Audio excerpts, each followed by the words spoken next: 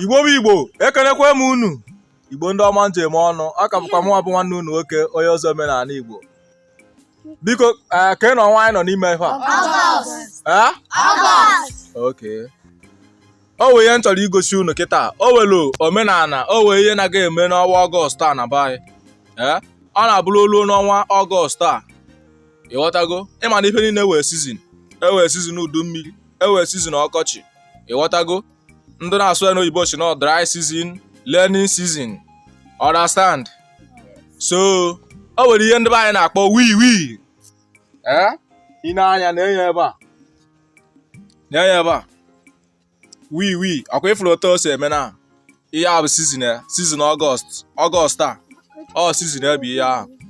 Ị na-anya n'osisi a niile juru ebe a niile. N'enu a niile ị ga-afụ datin a na-akpọ wii. Ngwa na-ere anya n'enu.